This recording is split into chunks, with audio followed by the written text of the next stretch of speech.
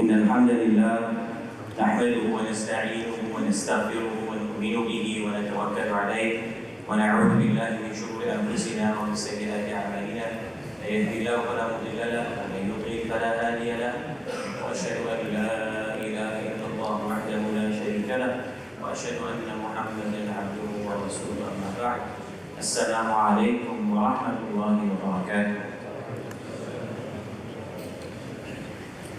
Dear students of Islamia, all the Musallis, parents, grandparents, I greet you with the divine greeting, with the greeting of peace. Allah subhanahu wa ta'ala has given us this great opportunity to be in the Masjids once again on this day of Jummah. And one of the adab, one of the etiquettes and the requirements of a Jummah is that Allah subhanahu wa ta'ala says that فَاسْعَوْا إِلَى ذِكْرِ اللَّهِ, one must hurry to the Jummah. And this means, when you say hurry to the Jummah, means that one must come here because there's something for you. And this that we are coming for is some nasiha, some advice. And so each and every person here, the young ladies and the ladies upstairs, and all of us here, each of us must come with that intention that I want to take at least one thing from the Jummah, which I will try and implement, at least from now to the next Jummah, if not for the rest of my life. That the attitude, the requirement of فَاسْعَوْا إِلَى ذِكْرِ اللَّهِ, run to the remembrance of Allah subhanahu wa ta'ala, is to take something from today. So I want to ask each and every young student here, each and every one of you, and the teachers, each of you here, to remember one thing. And perhaps in next week, when classes convene again, to talk about that and to remind one another of that. So that's one of the major attitudinal moments that a Muslim must have. A Muslim must come to the Jummah with an intention to become a new person. That must be your intention. I'm coming to Jummah, I'm going to take something, and that must change me. Those are some of my introductory words.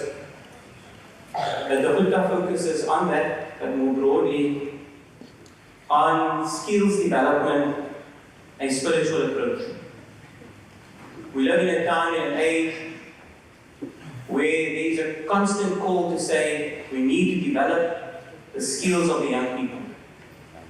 And even those who have been in the workplace for many years, they have to develop and reskill themselves. And that it is incumbent for the labor force to be upskilling and reskilling themselves all the time. This is a call that is made and was made by our beloved Prophet Muhammad sallallahu alaihi wasallam, and a call that is made in the Quran much before.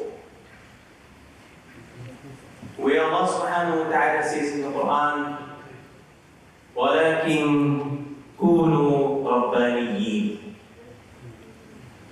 be you spiritual, be you godly. And this word kunu is an imperative, is a command saying you ought to be like that. Kunu rabbaniyin, be spiritual. And this requires spirituality. This order is an order that repeats itself. Every day and every moment of our lives, this call is coming to us. Kunu rabbaniyin, be spiritual, be godly. Every day. Every day this verse is calling us and telling us, you have to upskill yourself in your relationship with Allah subhanahu wa ta'ala. You have to reskill yourself. You have to let go of the skills that take you away from Allah subhanahu wa ta'ala. So what do we mean by this skills development, a spiritual approach? When we say spiritual approach, we mean a godly approach. We mean related to Allah subhanahu wa ta'ala. And when we say skills development, we are saying skills are the things, the actions, the practices that you learn formally or informally in a class or outside of class, through a hobby or through a course that enables you to act in the world in a positive way. So in a nutshell, a skill is the ability to do something. So for example, riding a bike is a skill. And all of us who can ride a bike will know that you don't just get that skill immediately.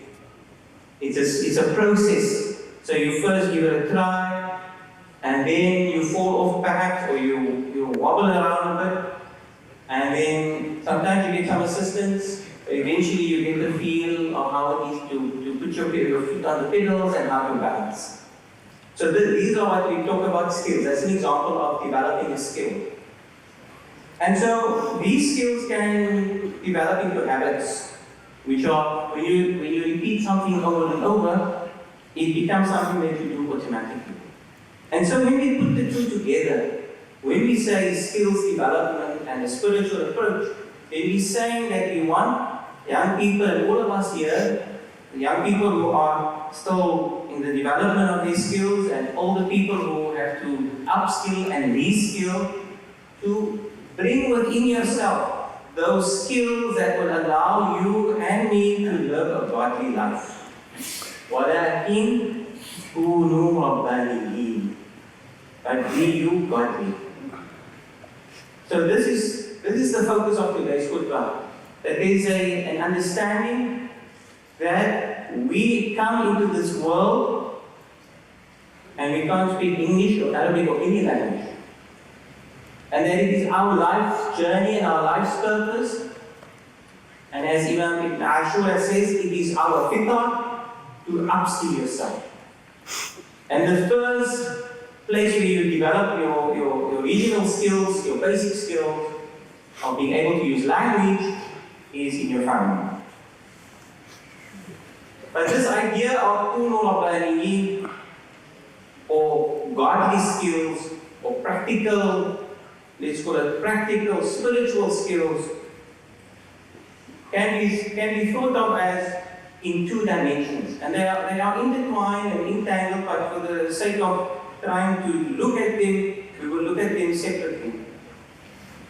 The first set of skills is the skill of looking inwardly.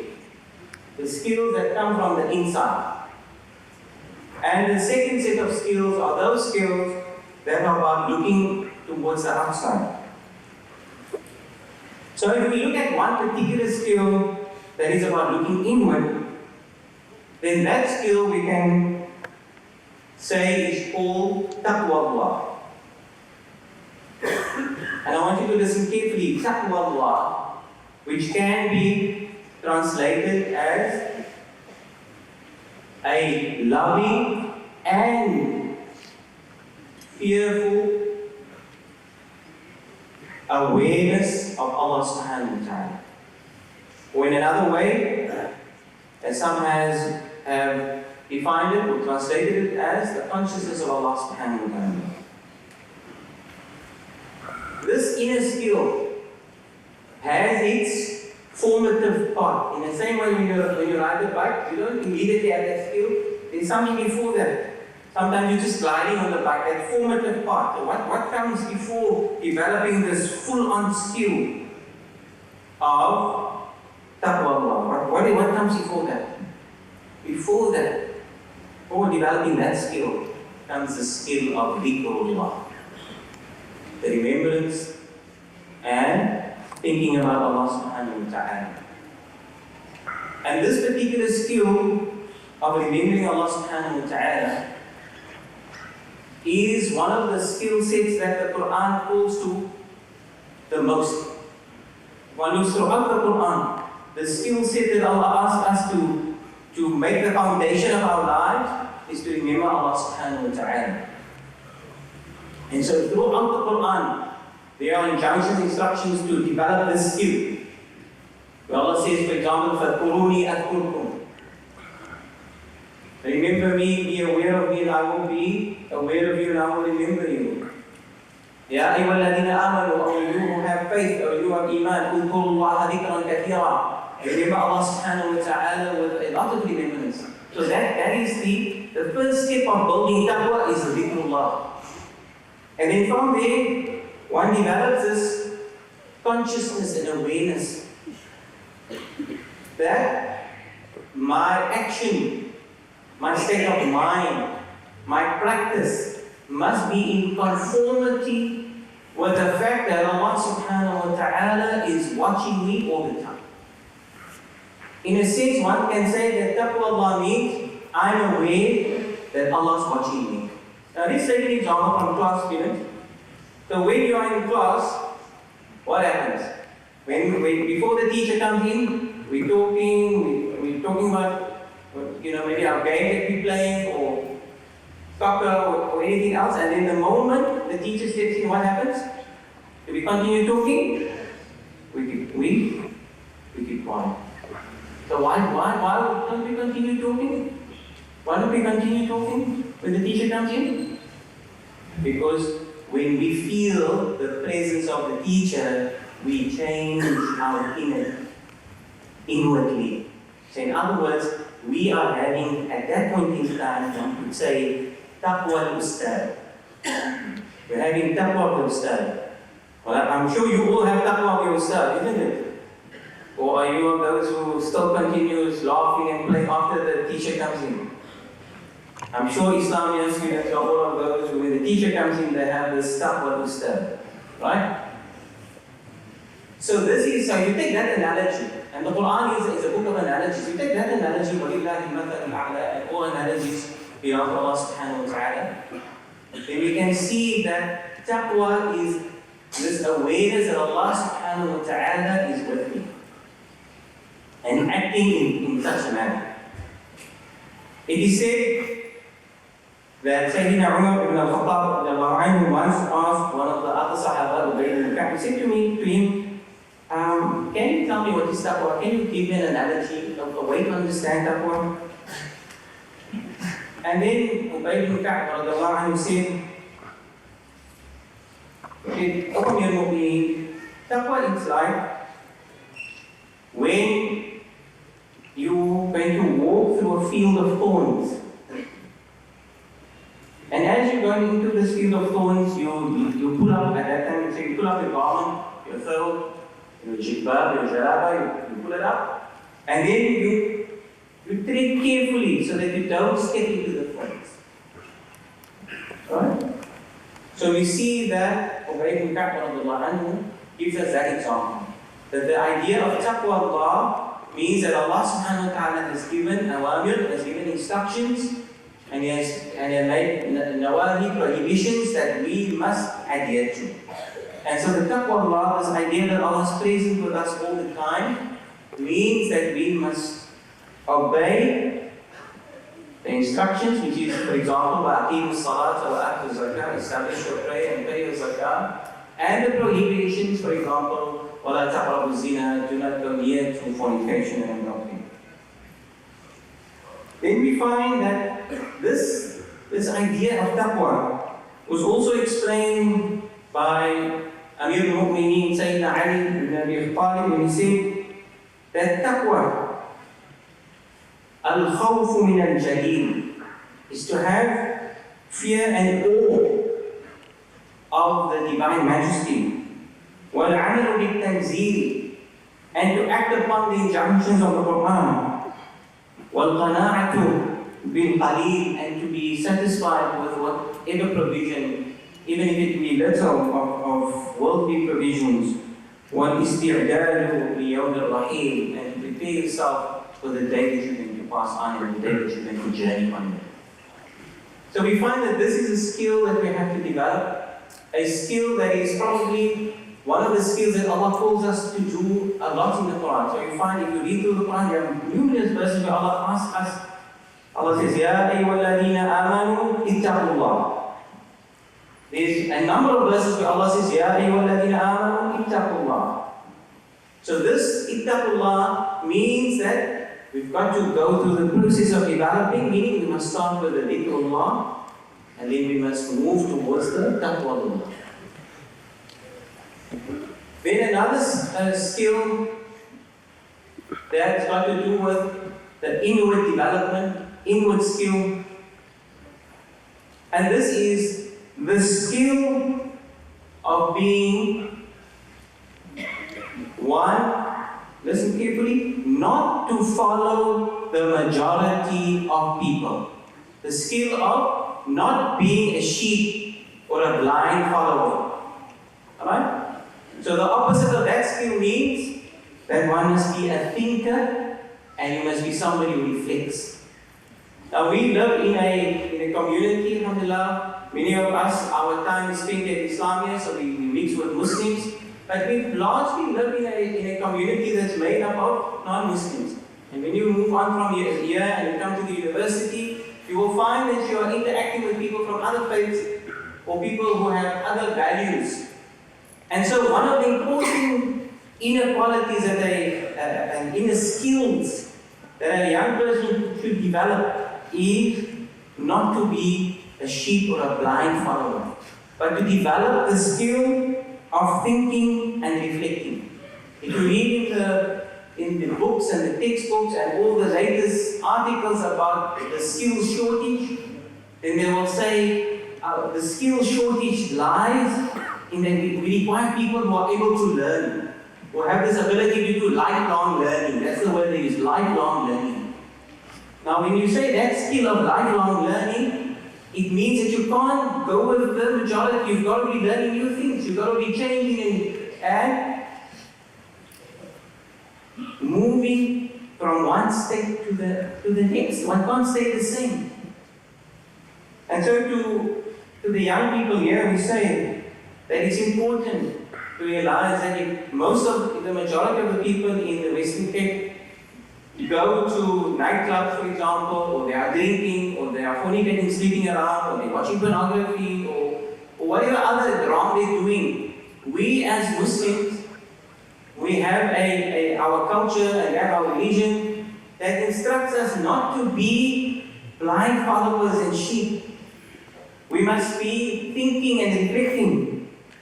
And so one of the main skills that is required, not only in the world of work, but also in the world of Islam, is lifelong learning. But lifelong learning based on the fact that we don't succumb to what we call majority opinion. Everybody does it, so it's fine. No, that's not fine, and that's not the Islamic way. In actual fact, Allah subhanahu wa ta'ala says in the verse, وَإِن تُطِعْ أَكْثَرَ مَنْ فِي الْأَرْضِ يُضِلُّكَ عَنْ سَبِيلِ اللَّهِ. Allah subhanahu wa ta'ala says in the verse, and if you were to obey most of the people in the world, you will find out that they will misguide you from the path of Allah subhanahu wa ta'ala. Allah will preserve us from that. So the second skill is not to be a sheep. Okay? But rather, if I may use an analogy, rather we need to be inquisitive. Maybe I could say inquisitive as a fox. So rather than being sheep, let's be foxes. Right? Or if you want to use an animal that most of us love, then maybe we could say, be like a leopard. That is very stealthy all by themselves, but they get the job done. So this idea of not following the majority means how do you break out of this? Because most of us, and it's part of human nature to be wanting to follow the majority. How do we work ourselves out of being blind followers of the majority?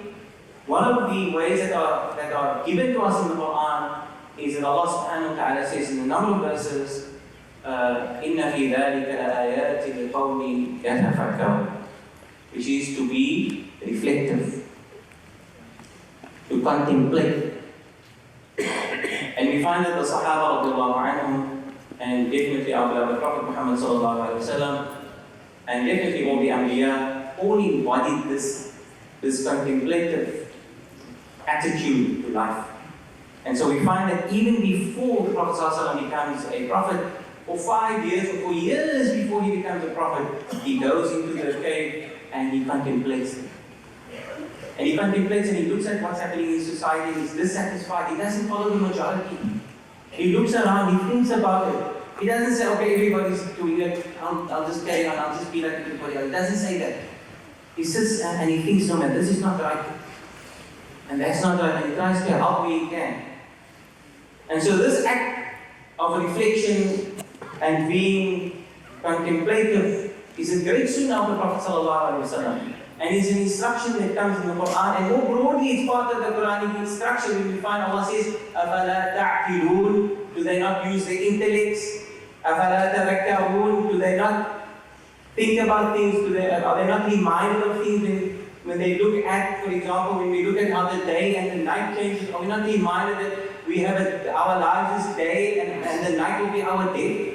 Do we not realize that we have to live properly in the day, so when our death comes at night? So this is the type of reflective thinking a Muslim must have all the time. A Muslim cannot be a blind follower. A Muslim has to have a reflective attitude to everything, especially when you're in class. So when you're in class, this reflective thinking means that you must be inquisitive. You must have curiosity. And with curiosity, with asking questions, you will develop another 21st century skill that they are looking for, which is to become creative and innovative. Innovation and creativity doesn't come without questioning. So if you want to develop yourself into the next entrepreneur that will develop the next groundbreaking app, then you have to ask questions. You have to be reflective. You've got to be contemplative. You cannot follow the majority. You've got to think out of the box. But this is a skill that is broadly, this skill is broadly a skill that we must develop within the context of taqwa Allah, of dhikrullah. So it's not just a reflective so that we can, progress in the worldly way, but also reflective so that we can see Allah subhanahu wa ta'ala's majesty in the world, Allah subhanahu wa ta'ala's beauty in the world. So that when we go to the seaside and we see this beautiful ocean, not only must we think, okay, how can I do desalination so we don't have the problem of the water shortage? That could be one way of thinking, that's one reflective way. So that's to solve the dunya problem, a world problem. But what we want is for you to see, subhanallah, may Allah subhanahu wa ta'ala be glorified. How amazing must my Lord not be to be able to create a sea that impacts on the whole of the world, everything around me, the air and the access to fish and the tides, all of this is got to do with Allah subhanahu wa ta'ala's creation of the sea. So we need both. We need a reflective attitude that tells us about Allah subhanahu wa ta'ala's qualities, Allah subhanahu wa ta'ala's greatness, but at the same time, a reflectivity, a contemplative approach that brings us new insights, creative thinking, innovation, and an entrepreneurial mindset. So these are but two examples. The taqwa and not to follow the majority. These are just two examples of inward skills that we have to develop. There are other inward skills that we have to develop. For example, tawakkul ala Allah, to put trust in Allah subhanahu wa ta'ala, and qana'ah, to be satisfied with what Allah subhanahu wa ta'ala has given us. But I think these are the two that we like the young people to focus on. The development of the taqwa of Allah, to be loving and fearful awareness of Allah subhanahu wa ta'ala, and awareness of Allah, that Allah subhanahu wa ta'ala is present, and that they are reflective thinkers. And they have a contemplative attitude, not only to the world so they can see Allah subhanahu wa ta'ala's greatness, but also to how they can bring about positive change and improvement to the world.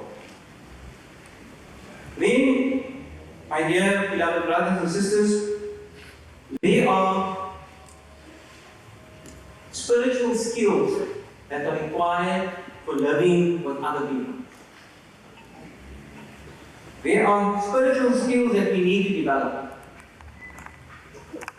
And one of those skills which is very important for young people to develop is what can be said in Arabic as al-amr bil ma'ruf, to command towards good, wa nahy 'anil munkar, and to forbid from evil. This is a very, very important outer quality, if I can call it that. To call towards good and to forbid from when you see something wrong. This is the cornerstone of a healthy society. If you see somebody is copying in class, must you say, well, it's not my problem that he's copying, Allah will judge him? Is that the way we must respond to students? Is that what we must say? Must you say, no, G's problem, the angel is writing, he's on the left side. Must we just say that? Or is it something we must do? What do you think, students? Should we do something? Alright? Now you can go to the teacher, the principal, and say, so-and-so has copied. But the challenge of acting with what we call calling towards good and forbidding from evil is that there is negative effects when you do that. What will happen is your friend won't like you anymore. And then what you're going to do? He or she will say, but you, like we used to say when we were young, you pimped me. I don't know if I still use that word.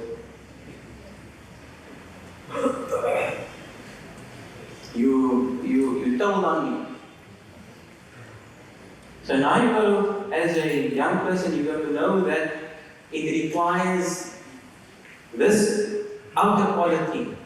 Requires that we must develop it because it comes with a bit of difficulty. But in the long run,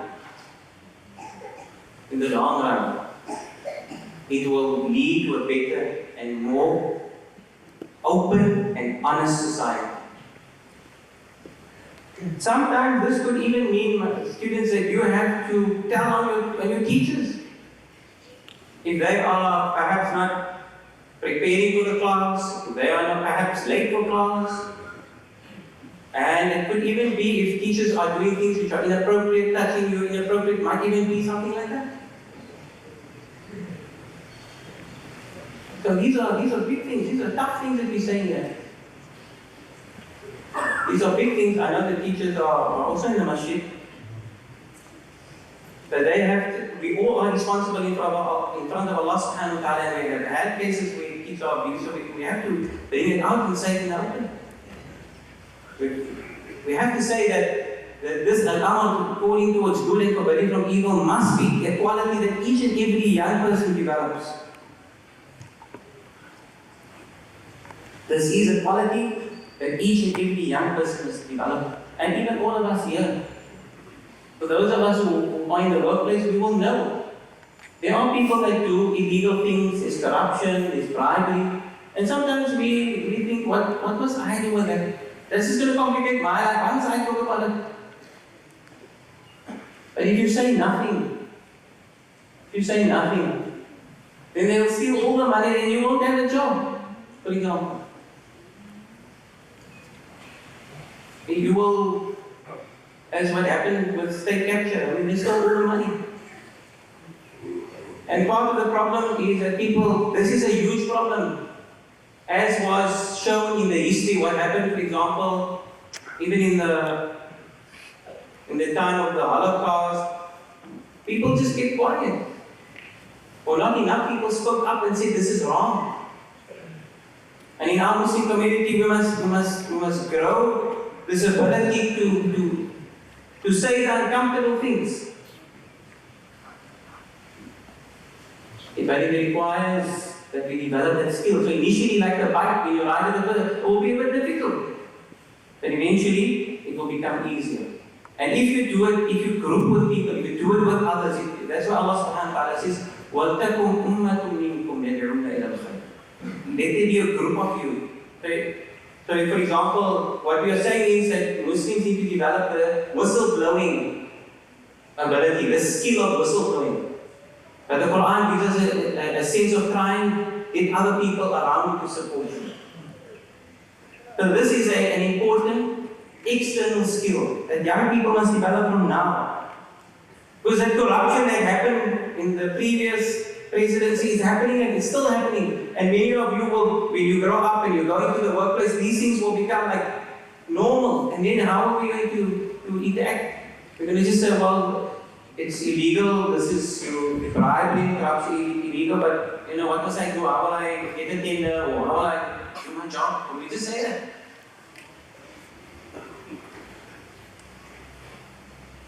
Then the second outward skill that we'd like to focus on in this khutbah, the second outward skill is that a Muslim must act towards adl, towards justice. I'dilu, says Allah subhanahu wa ta'ala. Act towards justice, to the right thing. Huwa aqrabu littaqwa takes us back to the first quality. As we said, these all intertwine, and just we separate them so we can make a distinction. I'dilu, huwa aqrabu littaqwa. Be just. Be just with your children. Treat them equally. Be just with your student in the class. Treat them equally. And if you're the administrator, be just amongst your teachers. And if you're at the board level, then be just with the way that you treat people. I'dilu huwa aqrabu littaqwa. Be just, so that is closest to taqwa. So we can see that the skills that we need to develop are both inward skills, skills inside of ourselves, and skills to do with living in the world.